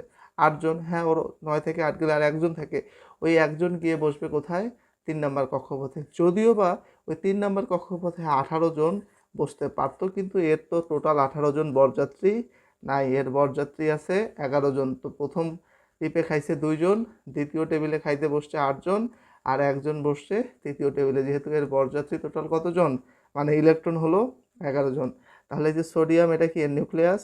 সো এই যে দেখো 1 আর 1 2, প্রথম কক্ষপথে কয়টি ইলেকট্রন রয়েছে, 2টি ইলেকট্রন রয়েছে। এবার দ্বিতীয় কক্ষপথে কয়টি, 8টি পূর্ণ আছে। দেখো এই যে 1 জোড়া, 2 জোড়া, 3 জোড়া, 4 জোড়া, 4 দুগুণ কত হয় 8, 8 আর এই হলো 2, 8 2 10 জন হয়ে গেল, আর এই হলো অবশিষ্ট একজন। সো 10 আর 1 মিলে কত হলো 11 জন। তো সোডিয়াম পরমাণুতে টোটাল পরমাণু ইলেকট্রন রয়েছে 11টি, এবং সেটা আমরা এইভাবে ডায়াগ্রাম আর্ট করে দেখাতে পারবো। আশা করি আমরা এই টপিকটা এখন মোটামুটিভাবে পারবো এবং আমাদের কাছে ক্লিয়ার। সো এখানে এই সূত্রটা আমাকে মুখস্থ থাকতে হবে, সেটা হলো কোনো শক্তি স্তর সংখ্যা, মানে কোনো পরমাণুতে শক্তি স্তর সংখ্যা n এর মান 1 2 3 হলে শক্তি স্তরগুলোতে সর্বোচ্চ ইলেকট্রন সংখ্যা হবে 2n²। প্রথম কক্ষপথে সর্বোচ্চ 2টি, দ্বিতীয় কক্ষপথে সর্বোচ্চ 8টি, এবং তৃতীয় কক্ষপথে সর্বোচ্চ 18টি ইলেকট্রন বসতে পারে, এবং এটা 2n² সংখ্যক সর্বোচ্চ ইলেকট্রন ক্ষমতাকে সমর্থন করে। এভাবে আশা করি তোমাদের বুঝতে সুবিধা হয়েছে। সো এই ছিল আমাদের আজকের পড়াশোনা, বেসিক কথাবার্তা। সো এখন আমি তোমাদের হোমওয়ার্ক প্রতিদিনের মতোই দিব। সেই হোমওয়ার্কটা হলো, এখানে যেহেতু 30টা মৌল আমি আগের দিন লিখে দিয়েছিলাম, এই যে পটাশিয়াম, ক্যালসিয়াম সহ এই 30টা মৌলের পারমাণবিক সংখ্যা দেওয়া আছে। যেহেতু আমরা জানি পারমাণবিক সংখ্যাই হলো তার প্রোটন সংখ্যা, আর প্রোটন সংখ্যাই হলো তার ইলেকট্রন সংখ্যা। তাহলে এর ইলেকট্রন সংখ্যা একটি, তাহলে এর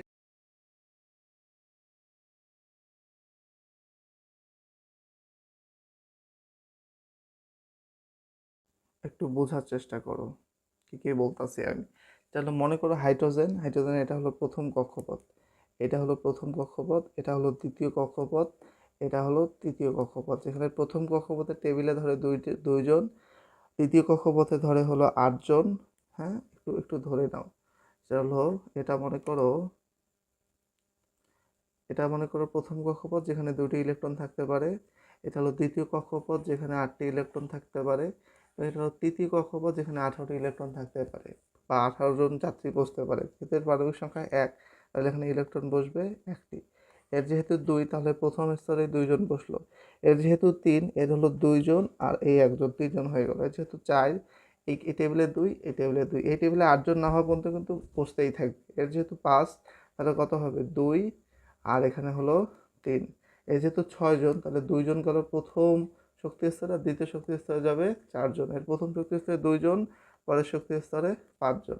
এর প্রথম শক্তি স্তরে গেল 2জন, তাহলে কত 8 থেকে 2 গেলে কত 6জন থাকে, এই বসে গেল 6জন। এরপর যেহেতু ফ্লোরিনের হলো 9, 9-এর মধ্যে 2জন বসে গেল, 7জন থাকলো। যেহেতু এখানে 8জন ধারণ ক্ষমতা, তো 7জন অনায়াসে সে নিতে পারবে। এরপর কেসে নিয়ন, নিয়নের কজন আছে প্রথম টেবিলে 2জন, দ্বিতীয় শক্তি স্তরে গিয়ে বসবে যেহেতু 10। সো 2 থেকে যদি আমার 10 চলে যায়, তাহলে কত থাকবে 8 থাকবে। আবার এখানে 11জন, এই যে 2 আর 8 মিলে 10, আর 1 লাগে না, 1 আসি বসলো এখানে। এরপর এখানে কত হবে 2 8 10, 12 মিলাইতে 2, 2 8 10 13 মিলাইতে 3, 2 8 10 14 মিলাইতে 4। আশা করি তোমরা বুঝতেছো। এটা কত হবে 2 8 15 মিলাইতে 5। যদিও বা এই টেবিলে কজন করে বসবে, 18জন করে বসবে। এখানে কত 16জন, 2 আর 8 10, এই হলো 6। এরপর কত 17 জনের জন্য হবে 2 8, এই হলো 7। 18 জনের কত হবে 2 8, এই হলো 8। 19 জনে 2 8 9, 20 জনে 2 8 10। আশা করি এগুলো এখন আমাদের কাছে ক্লিয়ার। সো এগুলো ছিল মোটামুটি বেসিক লেভেলের ইলেকট্রন বিন্যাস। এখানে পরমাণুতে ইলেকট্রন বিন্যাস কিভাবে, পরমাণুতে পরমাণুতে ইলেকট্রন কিভাবে বিন্যস্ত থাকে, কিভাবে বিন্যস্ত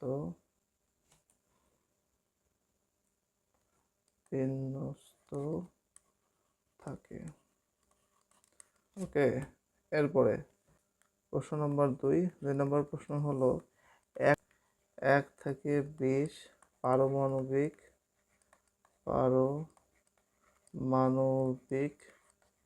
সংখ্যা বিশিষ্ট মৌলের মৌলের ইলেকট্রন বিন্যাস ইলেকট্রন বিন্যাস ডায়াগ্রাম অঙ্কন করে দেখাও। অঙ্কন করে দেখাও। এখন প্রশ্ন, ডায়াগ্রাম কি জিনিস বা ডায়াগ্রাম আট কোন বুকে আপনি? এই যে বাবা, এটারে বলে ডায়াগ্রাম। এই যে এখানে যেমন সোডিয়াম রয়েছে আমরা দেখতে পাচ্ছি, তাই না? এই হলো সোডিয়াম, এটা হলো সোডিয়ামের ডায়াগ্রাম। এটা হলো কার্বনের ডায়াগ্রাম। এটা হলো লিথিয়ামের ডায়াগ্রাম। এখানে তারা গোল গোল করছে, তোমরা দিবা। ফর হলো ইলেকট্রন, কি দিবা? For electron. ছোট হাতের কি দিবা? দিবা। প্রশ্ন বোঝা গেছে? আশা করি তোমাদের কাছে এই প্রশ্নটা এখন ক্লিয়ার। সো একটা খুবই গুরুত্বপূর্ণ কথা, সেটা একটু আমরা খেয়াল করি, সেটা হলো ইলেকট্রন বিন্যাসের ভিন্নতার কারণে। কার ভিন্নতার কারণে? ইলেকট্রন বিন্যাসের ভিন্নতার কারণে সাধারণত মৌলগুলো কখনো নিষ্ক্রিয়, কখনো সক্রিয়, আবার কখনো আধানযুক্ত হয়। কি হয় দেখো, ইলেকট্রন বিন্যাসেরই ভিন্নতার কারণে মৌলগুলো কখনো কি হয়? নিষ্ক্রিয় হয়, কখনো সক্রিয় হয় এবং কখনো আধানযুক্ত হয়। তাহলে মৌলিক পদার্থের ধর্ম, মানে পদার্থ মৌলের যে ধর্ম, সেই ধর্ম মূলত তাদের পরমাণুর ইলেকট্রন বিন্যাসের উপর নির্ভর করে। কিসের উপর নির্ভর করে? ইলেকট্রন বিন্যাসের উপর নির্ভর করে। বেসিক্যালি ইলেকট্রন বিন্যাসের উপর নির্ভর করে তিনটা কাহিনী ঘটে। একটা হয় সে নিষ্ক্রিয় হবে, না হয় সে সক্রিয় হবে, না হয় সে আধানযুক্ত হবে। এই তিনটার মধ্যে যে কোনো একটা হতে হবে। এখন একটি পরমাণুর সর্বশেষ কক্ষপথে যে কয়টি ইলেকট্রন থাকতে পারে, যদি ঠিক সেই কয়টি থাকে তাহলে কক্ষপথটি পূর্ণ থাকে। অর্থাৎ কাহিনী কীরকম? আমরা আগের ক্লাসে দেখেছিলাম, একটু মনোযোগ দাও। আমরা আগের ক্লাসে দেখেছিলাম প্রথম কক্ষপথে ইলেকট্রন থাকতে পারে কয়টি? 2টি। দ্বিতীয় কক্ষপথে, এই যে এটা হলো দ্বিতীয় কক্ষপথে, এখানে ইলেকট্রন থাকতে পারে কয়টি? 8টি। তৃতীয় কক্ষপথে ইলেকট্রন থাকতে পারে কতটি? 18টি। এখন মনে করো কারো 2টা কক্ষপথ রয়েছে, অর্থাৎ প্রথম কক্ষপথ এবং রয়েছে দ্বিতীয় কক্ষপথ। আচ্ছা, যদি প্রথম কক্ষপথের 2টার মধ্যে 2টাই পূর্ণ থাকে এবং দ্বিতীয় কক্ষপথে যেহেতু 8টি ক্যাপাসিটি বা 8টি ধারণ ক্ষমতা রয়েছে, 8টি যদি পূর্ণ থাকে, তখন আমি তাকে বলবো তার কক্ষপথটি পূর্ণ। তাহলে এই কক্ষপথটি পূর্ণ, এই কক্ষপথটিও পূর্ণ। কিন্তু যদি এখানে 8টির জায়গায় 7টি ইলেকট্রন থাকে, তখন আমি বলবো এই কক্ষপথটি পূর্ণ হয় নি, অর্থাৎ দ্বিতীয় কক্ষপথটি পূর্ণ হয় নি। দ্বিতীয় কক্ষপথটি পূর্ণ হওয়ার জন্য কি করতে হবে? যদি যাদের দ্বিতীয় কক্ষপথে 8টি ইলেকট্রন থাকবে, সেই হবে কি দ্বিতীয় কক্ষপথে পূর্ণ। এখন প্রশ্ন, যদি আমি এরকম লিখি, সেটা হলো সোডিয়াম। দেখো সোডিয়াম কত নম্বর মৌল? 11 নম্বর, তাই তো? আমরা তো জানি। তাহলে এটা কত হবে? 2, 8, 1। স্যার এর তো 1 নম্বর কক্ষপথ পূর্ণ, 2 নম্বর কক্ষপথ পূর্ণ, বা 3 নম্বর কক্ষপথে 18 জন যাওয়ার কথা, সে জায়গায় মাত্র 1 জন আসছে। বাকি 17 জন কোথায়? বাকি 17টি টেবিল ফাঁকা আছে। টেবিলের বাকি 17টি চেয়ার বেসিক্যালি কী অবস্থায় রয়েছে? ফাঁকা অবস্থায় রয়েছে। সেহেতু আমি বলতে পারি এর তৃতীয় কক্ষপথটি পূর্ণ নয়, সেজন্য এই ইলেকট্রনটি কি হবে, মানে এই পরমাণুটি নিষ্ক্রিয় হবে না। তার মানে একটু আমরা যদি খেয়াল করি, এখানে আসলে দেখতে পারবা, বলছে একটি পরমাণুর সর্বশেষ কক্ষপথে, মানে সর্বশেষ বলতে সবার বাইরেরটা আমি ফোকাসে রাখবো, ঠিক আছে? সর্বশেষ কক্ষপথে, কারণ আগের ভিতরেরগুলো তো পূর্ণ করেই সে আসবে। সর্বশেষ কক্ষপথ কথাটা আমাকে মাথায় রাখতে হবে। সর্বশেষ কক্ষপথে যে কয়টি ইলেকট্রন থাকতে পারতো বা থাকতে পারে, বসার ক্যাপাসিটি রয়েছে, যদি ঠিক সেই কয়টি থাকে, তাহলে কক্ষপথটি পূর্ণ। কাকে? শেষ কক্ষপথে কিন্তু ফোকাস দিছে। এরকম পরমাণুগুলো বেশ নিষ্ক্রিয় হয়। তার মানে যে সকল পরমাণু সর্বশেষ কক্ষপথে ইলেকট্রন দ্বারা পূর্ণ থাকে, তাদেরকে বলা হয় নিষ্ক্রিয় পরমাণু বা নিষ্ক্রিয় মৌল। যেমন হিলিয়াম পরমাণুতে 2টি ইলেকট্রন থাকে। মনে করো আমি এখানে 2টাকে তুলব, মানে আমি এখানে 2টার এক্সাম্পল লিখতে চাচ্ছি। সেই 2টার এক্সাম্পল কি কি? একটা হলো হিলিয়াম। হিলিয়াম কত নাম্বার? 2 নাম্বার। আরেকটা হলো নিয়ন। ওকে, নিয়ন কত নাম্বার? নিয়ন হলো 10 নাম্বার, Ni। দেখো, সো আমার কাছে রয়েছে হিলিয়াম। হিলিয়ামের কত?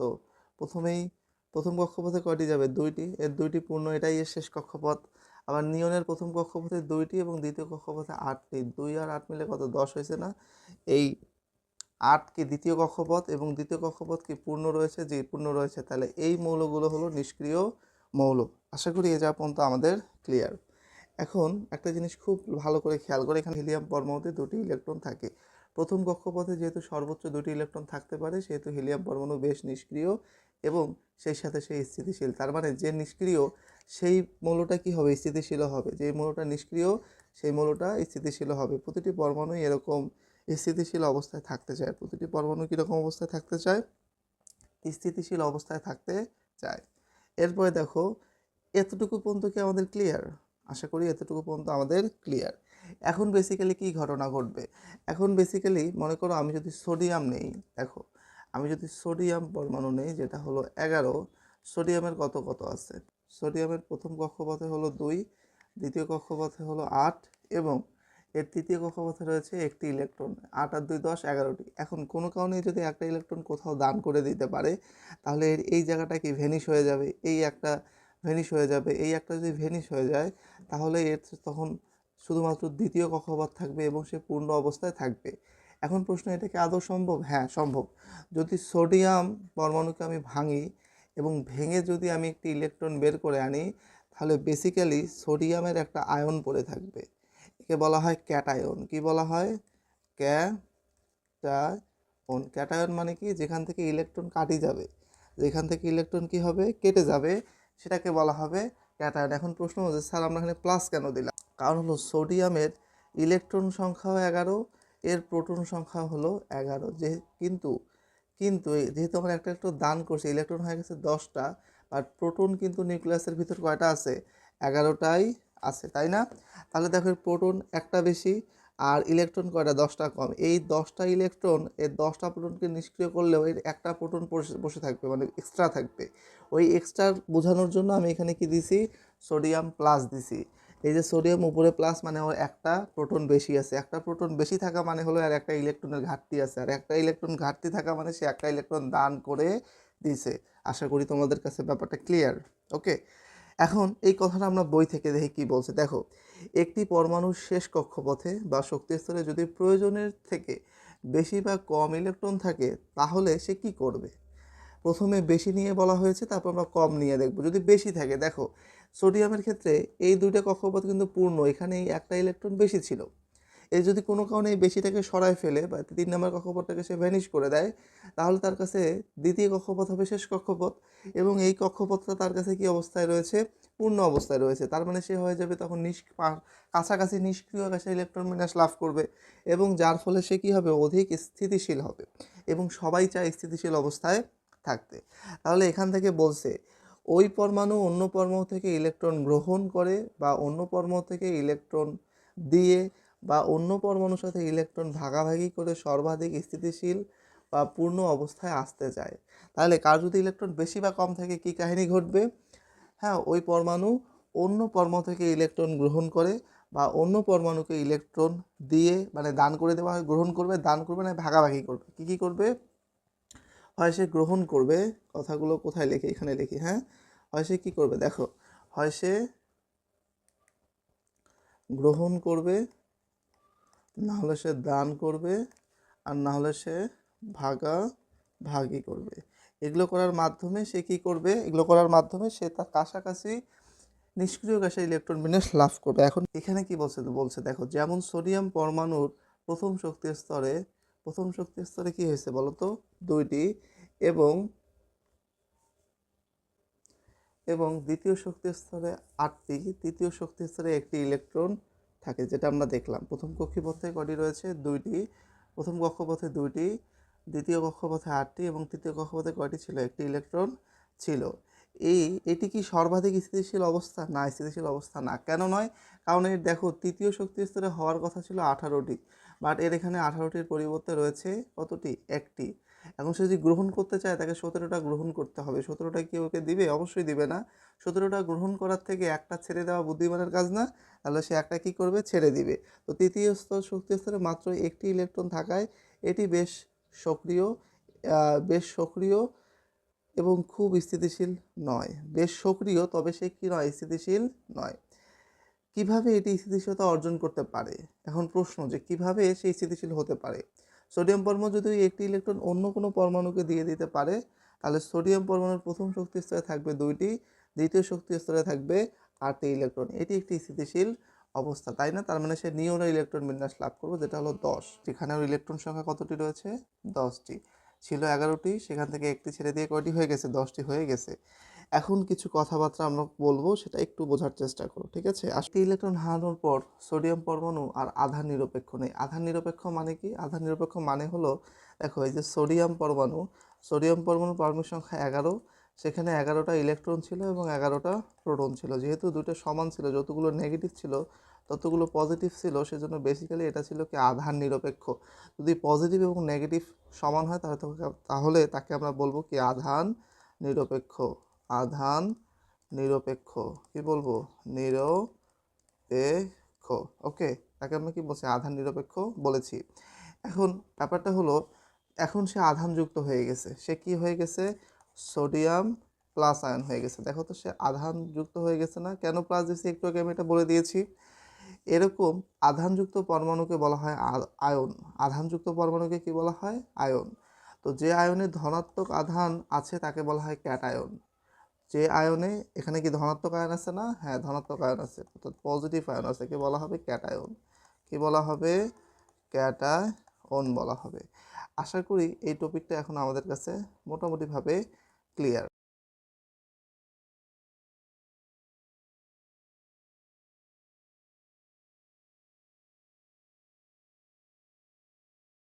ওকে, আশা করি এই ব্যাপারটা এখন আমাদের কাছে ক্লিয়ার। সোডিয়াম পরমাণুতে কয়টি পারমাণবিক সংখ্যা কত? 11। এখন এ তো ইলেকট্রন ত্যাগ করছে, তাই না? করে কি ধনাত্মক আয়নে পরিণত হয়েছে। এই ধনাত্মক আয়নকে আমরা কি বলি? ধনাত্মক আয়নকে আমরা বলি হলো ক্যাটায়ন। এখন আরেকটা এক্সাম্পল দেখা যাক, সেই এক্সাম্পলটা হলো ফ্লোরিনের। কার? ফ্লোরিন। দেখো, ফ্লোরিনের ক্ষেত্রে আমি কি বলতে পারি, তাকাও একটু। এই হলো ফ্লোরিন, এফ ফর ফ্লোরিন। ফ্লোরিনের পারমাণবিক সংখ্যা হলো 9। এখন একে যদি আমি ইলেকট্রন বিন্যাস করি, তাহলে প্রথমে যাবে 2টা, তারপরে যাবে 7টা। দেখো, প্রথম কক্ষপথে তো 2টি রয়েছে পূর্ণবার, দ্বিতীয় কক্ষপথে কয়টি রয়েছে? 7টি। বলতো এর পক্ষে 7টি ছেড়ে দেওয়া সহজ নাকি একটি গ্রহণ করা সহজ? কি 7টি ছেড়ে দেওয়া সহজ না একটি গ্রহণ করা সহজ? অবশ্যই একটি গ্রহণ করা সহজ। গ্রহণ করলে সে কি হয়ে যাবে? এখানে 8টি হয়ে যাবে। আর যদি 7টি ছেড়ে দেয়, তাহলে কক্ষপথ কত? দ্বিতীয় কক্ষপথটা ভ্যানিশ হয়ে যাবে এবং প্রথম কক্ষপথটা পূর্ণ থাকবে। তো 7টি ছেড়ে দেওয়ার তুলনায় এর একটি গ্রহণ করা সহজ, সেজন্য এ অন্য কারো কাছ থেকে একটি ইলেকট্রন গ্রহণ করে এর দ্বিতীয় কক্ষপথে 8টি ইলেকট্রন দ্বারা সেই কক্ষপথটাকে পূর্ণ করবে। কক্ষপথটাকে কি করবে? পূর্ণ করবে।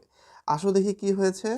বলা হয়েছে, এই উদাহরণটার দিকে একটু তাকাও। সো এখানে দ্বিতীয় শক্তি স্তরে এই যে ফ্লোরিনের দিকে দেখো, ফ্লোরিন ইলেকট্রন বিন্যাসে 2 এবং 7 রয়েছে, যেখানে স্থিতিশীলতা নাই। কেন স্থিতিশীলতা নেই? কারণ এর দ্বিতীয় স্তরে 8টি ইলেকট্রন নেই।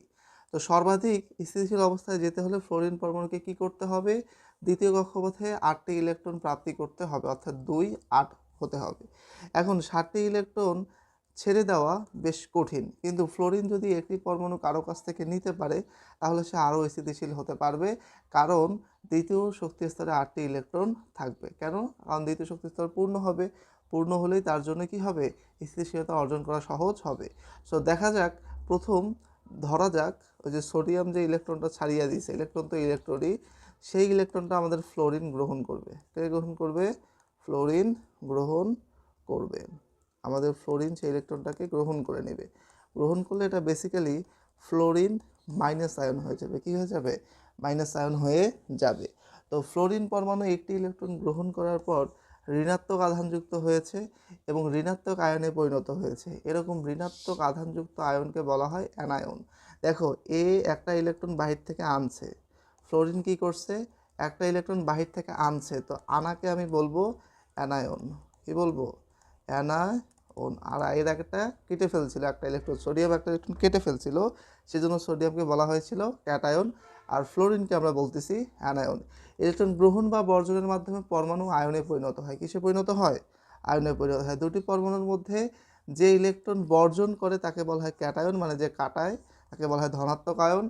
আর যে ইলেকট্রন গ্রহণ করে তাকে বলা হয় ঋণাত্মক আয়ন বা অ্যানায়নে পরিণত হয়। তাহলে ইলেকট্রন গ্রহণ বা বর্জনের মাধ্যমে পরমাণু আয়নে পরিণত হয়। কিসে পরিণত হয়? পরমাণু আয়নে পরিণত হয়। এখন দুটি পরমাণুর মধ্যে যে ইলেকট্রন বর্জন করে তাকে বলা হয় ক্যাটায়ন বা ধনাত্মক আয়ন, আর যে ইলেকট্রন গ্রহণ করে তাকে বলা হয় ঋণাত্মক আয়ন অথবা অ্যানায়ন।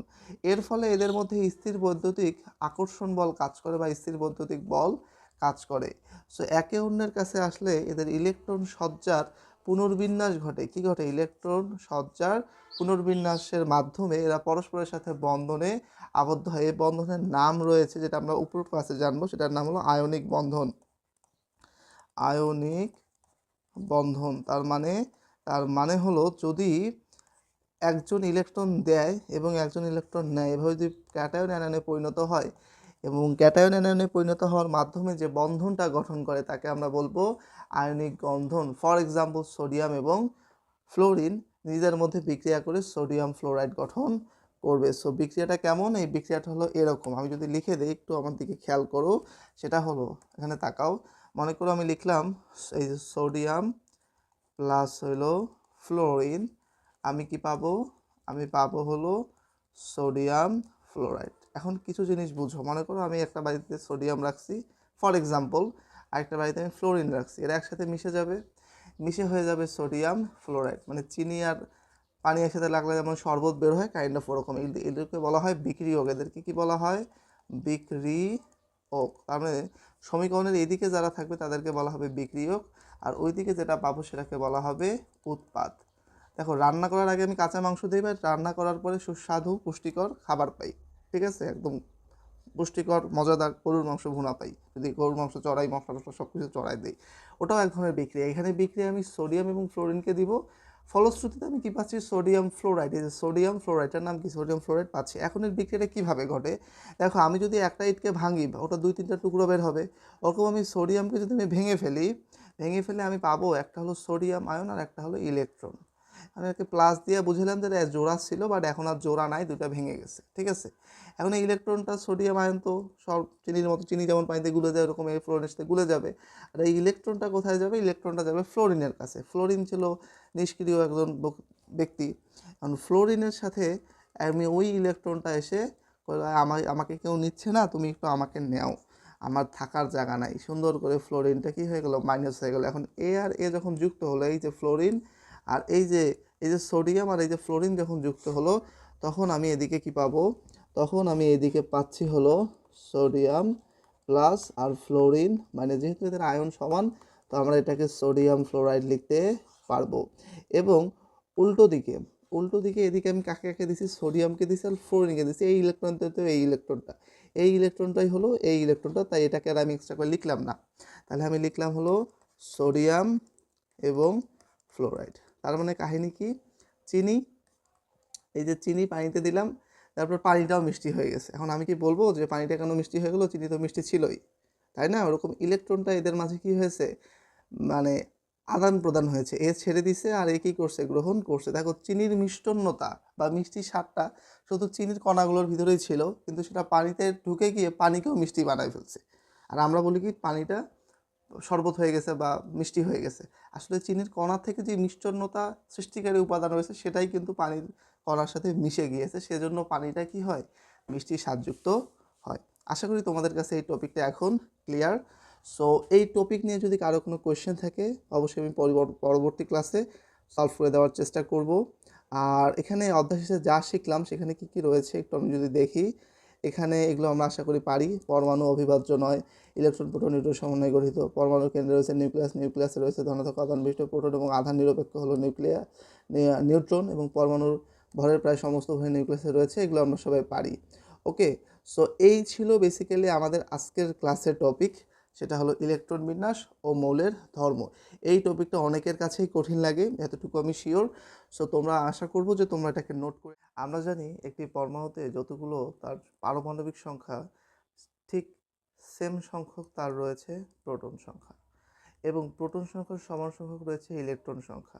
কখনো কখনো দেখা যায় প্রোটন সংখ্যা যতগুলো রয়েছে ঠিক ততগুলোই তার মাঝে নিউট্রন সংখ্যা রয়েছে। আবার কখনো কখনো দেখা যায় যে নিউট্রন সংখ্যা তার থেকে কম বা বেশিও হতে পারে। সো বেসিক্যালি আমরা জানি প্রোটন আর নিউট্রন এই দুটো মিলে নিউক্লিয়াস গঠন করে। কি গঠন করে? নিউক্লিয়াস। আর এখানে ইলেকট্রনের ভরকে নগণ্য ধরা হয়। তো সমস্ত ভর থাকে নিউক্লিয়াসের মধ্যে কেন্দ্রীভূত। নিউক্লিয়াসের মধ্যে কি থাকে? সমস্ত ভর থাকে। সো এটা আমাকে মাথায় রাখতে হবে। এটা ছিল আগের ক্লাসের বেসিক কথাবার্তা। সো এখন আমরা আসলাম আইসোটোপ। সো আইসোটোপ বেসিক্যালি কাকে বলে? দেখো, কোনো মৌলের ভিন্ন ধরনের পরমাণু যাদের প্রোটন বা পারমাণবিক সংখ্যা সমান কিন্তু ভর সংখ্যা ভিন্ন তাদেরকে ওই মৌলের আইসোটোপ বলে। তার মানে দেখা গেল তিনটাই আমি হাইড্রোজেন পরমাণু নিলাম, তিনটাই আমি কি নিলাম? হাইড্রোজেন পরমাণু নিলাম, কিন্তু এদের সবার পারমাণবিক সংখ্যা হলো এক। পারমাণবিক সংখ্যা কত করে? এক করে। যেহেতু পারমাণবিক সংখ্যা এক, তাহলে প্রোটন আছে একটা করে, প্রোটন আছে একটা করে, প্রোটন আছে একটা করে। কিন্তু কিন্তু আমি যদি বলি যে এর ভর সংখ্যা হলো, এর নিউটন আছে একটি, বাট আরেকজনের নিউটন আছে হলো দুইটি, আরেকজনের নিউটন আছে তিনটি, সেক্ষেত্রে কি হবে? সেক্ষেত্রে আমরা বলতে পারি যে এদের প্রোটন সংখ্যা সমান কিন্তু ভর সংখ্যা ভিন্ন। প্রোটন সংখ্যা সমান কিন্তু ভর সংখ্যা ভিন্ন। প্রোটন সংখ্যা সমান কিন্তু ভর সংখ্যা ভিন্ন, তাই না? অবশ্যই। এখন একটা জিনিস খেয়াল করো, বলা হয়েছে একটি মৌলের প্রতিটি পরমাণুতে নির্দিষ্ট সংখ্যক প্রোটন এবং ইলেকট্রন থাকে, কিন্তু কিন্তু একটি মৌলের সকল পরমাণুর ভর এক নাও হতে পারে। ভর কেন চেঞ্জ হবে? যেহেতু প্রোটন সংখ্যা, ভরে তো দুইটা জিনিস থাকে, একটা হলো প্রোটন, একটা হলো নিউট্রন। এখন প্রোটন যদি ঠিক থাকে, মানে প্রোটনের যদি কোনো পরিবর্তন না হয়, তাহলে কে পরিবর্তন হতে পারে? নিউট্রন। তো ভর এক নাও হতে পারে, কারণ একটি মৌলের ভিন্ন পরমাণুতে বিভিন্ন সংখ্যায় নিউট্রন থাকতে পারে। এই কথাটা ইম্পর্টেন্ট। বিভিন্ন সংখ্যায় কি থাকতে পারে? নিউট্রন থাকতে পারে। বিভিন্ন সংখ্যায় নিউট্রন থাকতে পারে। এটা আমাকে কি করতে হবে? মাথায় রাখতে হবে। এখন একটা ব্যাপার খেয়াল করো, সেটা হলো হাইড্রোজেনের সকল পরমাণুতে একটি করে প্রোটন ও একটি করে ইলেকট্রন থাকে। এখানে একটা প্রোটন, একটা ইলেকট্রন, একটা প্রোটন, একটা ইলেকট্রন, একটা প্রোটন, একটা ইলেকট্রন, বাট এখানে কোনো নিউট্রন নাই, তার মানে জিরো নিউট্রন। এখানে নিউট্রন কয়টা? একটা। এখানে নিউট্রন কয়টা? দুইটা। ওকে, তো হাইড্রোজেনের পরমাণুতে কোনো নিউট্রন নেই, সেটা হলো ক চিত্র, যার ভর সংখ্যা হলো এই যে এক। এখানে এক আর এক মিলে ভর সংখ্যা হলো দুই। এখানে দুই আর এক মিলে ভর সংখ্যা হলো তিন। আবার খ নম্বর চিত্রে আমি দেখতেছি হাইড্রোজেনের কিছু পরমাণুতে একটি করে নিউট্রন থাকে, এদের ভর সংখ্যা হলো এক। এদের নামগুলো মাথায় রাখতে হবে। যেখানে নিউটন জিরো, সেকে বলা হয় প্রোট্রিয়াম, তাহলে একটা দিব জিরো, একটা দিব ওয়ান, একটা দিব, একটা কি হবে? একটা হবে হলো গিয়ে 2n। ওকে, এটা আমাকে মাথায় রাখতে হবে। তার মানে এক জায়গায় প্রোটন হলো একটা, বাট নিউটন হলো শূন্য। আবার হাইড্রোজেনের প্রোটন একটা, বাট নিউটন হলো একটা। আবার হাইড্রোজেনের প্রোটন একটা, নিউটন হলো দুইটা। একটার নাম হলো পোট্রিয়াম, এর নাম হলো পোট্রিয়াম, আর নাম হলো ডিউটেরিয়াম, আর এর নাম হলো টিট্রিয়াম। টিট্রিয়াম। ওকে, পোট্রিয়াম, এই যে পোট্রিয়াম, ডিউটেরিয়াম, একটা হলো টিট্রিয়াম। এখানে তিনটা, এক এক, তখন ভর সংখ্যা এক, তার নাম পোট্রিয়াম। ভর সংখ্যা দুই ডিউটেরিয়াম। ভর সংখ্যা তিন, যেটা হলো টিউটেরিয়াম। সো টেট্রিয়াম। তো এখন ব্যাপারটা কি, অন্যভাবে আমরা কি বলতেছি? আমরা বলতেছি কোনো মৌলের ভিন্ন ধরনের পরমাণু, কোনো মৌলের, মৌল কিন্তু সেম, মৌল চেঞ্জ না, সবগুলোই হাইড্রোজেনের আলাদা আলাদা ভেরিয়েন্ট। যেমন আইফোনেরই আছে আইফোন 11, আইফোন 12, আইফোন 13, আইফোন 14, 15, 16, 17, দুদিন পর 18 প্রো ম্যাক্স বের হবে। বোঝা গেছে? আলাদা আলাদা ভেরিয়েন্ট আছে না আইফোনের? ঠিক একইভাবে আমার এখানে কি রয়েছে? ঠিক একইভাবে আমার এখানে রয়েছে হলো গিয়ে হাইড্রোজেনের পরমাণুর ভেরিয়েন্ট। একটা হলো পোট্রিয়াম, একটা হলো ডিউটেরিয়াম, একটা হলো টিট্রিয়াম। শুধু যেমন মনে করো আইফোন 15, 16 আর 17, এর র্যাম হলো 128, এর র্যাম হলো, র্যাম অথবা রম মনে করো 256, আর এর র্যাম হলো 512। সো দেখো তো এখানে র্যাম রমের আলাদা আলাদা ক্রাইটেরিয়া চেঞ্জ হচ্ছে, বিধায় তো মডেলগুলো চেঞ্জ হয়েছে, একটু একটু করে আপডেট হয়েছে প্রতিবার। ঠিক একইভাবে এখানে পোট্রিয়ামের হলো এক ভর সংখ্যা, ডিউটেরিয়ামের দুই, টিট্রিয়ামের হলো তিন। আমরা এভাবে মনে রাখতে পারি। আশা করি এই জায়গা পর্যন্ত কারো তেমন কোনো সমস্যা নেই। সো কার্বনের বেশিরভাগ পরমাণুতে 6টি প্রোটন ও 6টি নিউট্রন রয়েছে, তবে কিছু কিছু কার্বনের 7টি বা 8টি নিউট্রনও থাকতে পারে। সো কার্বনের প্রধানত 3টি আইসোটোপ রয়েছে, তাহলে হাইড্রোজেনের আইসোটোপ হলো 3টি। সে নামগুলো মাথায় রাখবেন, সেটা পোট্রিয়াম, ডিউটেরিয়াম এবং টিট্রিয়াম। আর অপরদিকে কার্বনের আইসোটোপও হলো 3টি। এটা আমরা ভালো করে মুখস্থ রাখবো। এরপরে রয়েছে কি আইসোটোপের ব্যবহার। আইসোটোপের ব্যবহারে রয়েছে কৃষিক্ষেত্রে। তো সাধারণত আইসোটোপ অস্থায়ী আইসোটোপ বিভিন্ন ধরনের তেজস্ক্রিয় রশ্মি বা কণা বিকিরণ করে। তো অস্থায়ী আইসোটোপ কী করে? বিভিন্ন ধরনের তেজস্ক্রিয় রশ্মি বা কণা বিকিরণ করে, তাই এদের তেজস্ক্রিয়, হ্যাঁ, আইসোটোপ বলা হয়। যেহেতু এরা তেজস্ক্রিয় রশ্মি বিকিরণ করে, সেজন্য এদেরকে কি বলা হয়? তেজস্ক্রিয় আইসোটোপ বলা হয়, তাহলে তেজস্ক্রিয় আইসোটোপ হলো অস্থায়ী আইসোটোপ। সো এই ক্ষেত্রে তেজস্ক্রিয় আইসোটোপের এই ধর্মকে কাজে লাগানো হয় এবং আইসোটোপের ব্যবহার নিচে দেখানো হলো। সেগুলোকে কৃষি ক্ষেত্রে, এই যে চিকিৎসার ক্ষেত্রে কোথায় কোথায় আইসোটোপের ব্যবহার করা হয় এটা আমাকে জানা থাকতে হবে। সেটা কোশ্চেন হতেই পারে, যেমন বিভিন্ন রোগ নির্ণয় নিরাময়ের ক্ষেত্রে আইসোটোপ ব্যবহার করা হয়। কোনো ক্ষুদ্র রক্তনালী ক্ষতিগ্রস্ত হলে রক্তনালীর মাধ্যমে নির্দিষ্ট কতগুলো মৌলের তেজস্ক্রিয় আইসোটোপ ব্যবহার করে শনাক্ত করা হয়, যে রোগ শনাক্তকরণের ক্ষেত্রে। ঠিক আছে। একইভাবে ক্যান্সার রোগে আক্রান্ত রোগীর ক্যান্সার কোষ আক্রান্ত, হ্যাঁ, কোন কোষ, মানে ক্যান্সার কোষের শনাক্ত বা ক্যান্সার কোষ, কোন কোষটা ক্যান্সারে আক্রান্ত সেই কোষটাকে খুঁজে বের করতে কী করা হয়, আইসোটোপ ব্যবহার করা হয়। ক্যান্সার আক্রান্ত কোষ, হ্যাঁ, কোষ ধ্বংস করা যায় তেজস্ক্রিয় আইসোটোপ ব্যবহার করে। তেজস্ক্রিয় আইসোটোপ ডাক্তারি যন্ত্রপাতিকে জীবাণুমুক্ত, মানে ওটাকে পরিষ্কার পরিচ্ছন্ন করার জন্য ব্যবহার করা হয়। প্রথমটা কি, রক্তনালীর বিভিন্ন ধরনের ক্ষয়ক্ষতি এগুলো শনাক্ত করার জন্য, ক্যান্সার আক্রান্ত কোষ শনাক্ত করার ক্ষেত্রেও, ক্যান্সার আক্রান্ত কোষকে ধ্বংস করার ক্ষেত্রে এবং ডাক্তারি যন্ত্রপাতি জীবাণুমুক্ত করার ক্ষেত্রে। রক্তনালীর ক্ষতিগ্রস্ত হলে সেটাকে শনাক্ত করা, 2 নম্বর হলো ক্যান্সার আক্রান্ত কোষকে শনাক্ত করা, 3 নম্বর হলো ক্যান্সার আক্রান্ত কোষকে ধ্বংস করা বা ক্যান্সার আক্রান্ত কোষকে শনাক্ত ও ধ্বংস করা, এবং আরেকটা হলো ডাক্তারি যন্ত্রপাতি জীবাণুমুক্ত করা।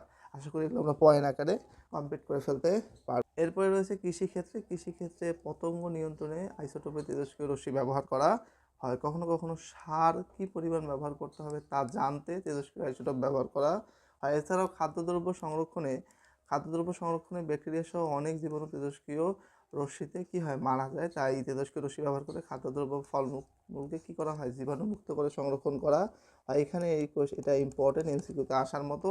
ভূতাত্ত্বিকগণ বৈজ্ঞানিক গবেষণার জন্য এটাকে ব্যবহার করেন।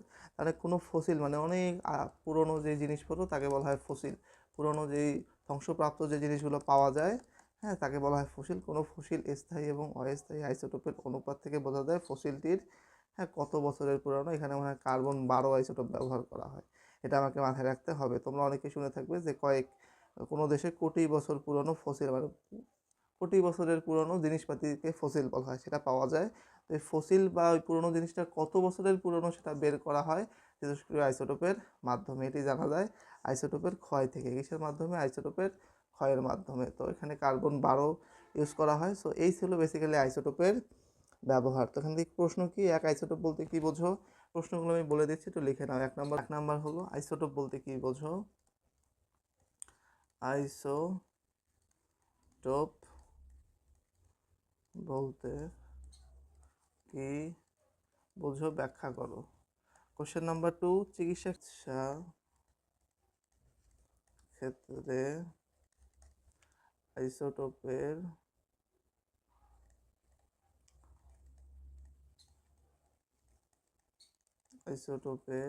ব্যবহার লিখো।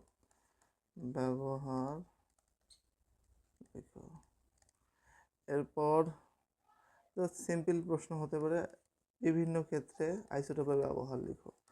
বিভিন্ন ক্ষেত্রে আইসোটোপের ব্যবহার লিখো। তো হাইড্রোজেনের 3টি আইসোটোপের নাম ও বর্ণনা দাও। হাইড্রোজেনের 3টি আইসোটোপের